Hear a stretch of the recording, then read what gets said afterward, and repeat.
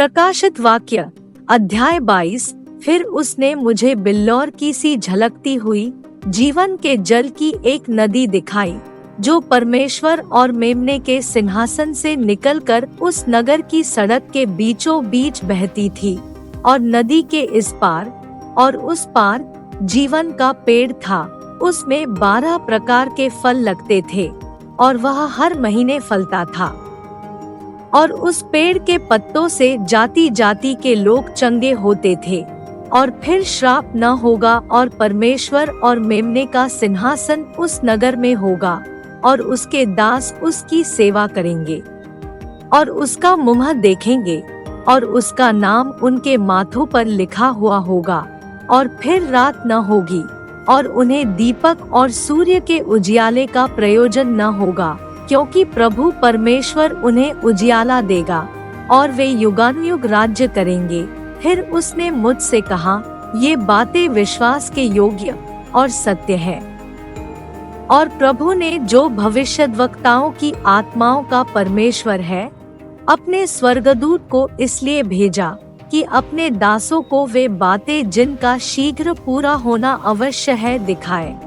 देख, मैं शीघ्र आने वाला हूँ। धन्य है वह जो इस पुस्तक की भविष्यवाणी की बातें मानता है।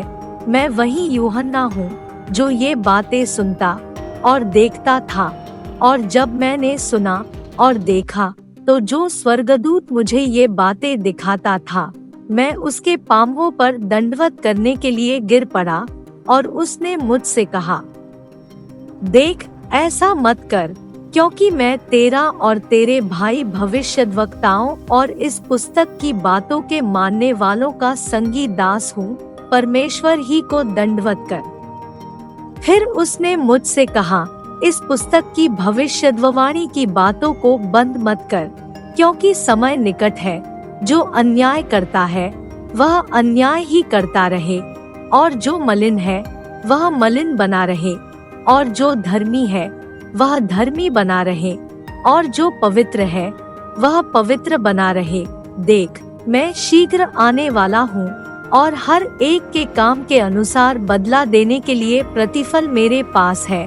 मैं अल्फा और ओमेगा, पहला और पिछला, आदि और अंत हूँ। धन्य वे हैं जो अपने वस्त्र धो लेते हैं, क्योंकि उन्हें जीवन के पेड़ के पास आने का अधिकार मिलेगा। और वे फाटकों से होकर नगर में प्रवेश करेंगे। पर कुत्ते और टोन्हे और व्यभिचारी और हत्यारे और मूर्ति पूजक और हर एक झूठ का चाहने वाला और गढ़ने वाला बाहर रहेगा। मुझ यीशु ने अपने स्वर्गदूत को इसलिए भेजा कि तुम्हारे आगे कलीसियाओं के विषय में इन बातों की गवाही दे। मैं दाऊद का मूल और वंश और भोर का चमकता हुआ तारा हूँ। और आत्मा और दुल्हन दोनों कहती है, आ, और सुनने वाला भी कहे कि आ। और जो प्यासा हो वह आए, और जो कोई चाहे वह जीवन का जल सेंतमेंट ले। मैं हर एक को जो इस पुस्तक की भविष्यवाणी की बातें सुनता है गवाही देता हूँ कि यदि कोई मनुष्य इन बातों में कुछ बढ़ाए, तो परमेश्वर उन विपत्तियों को जो इस पुस्तक में लिखी हैं उस पर बढ़ाएगा।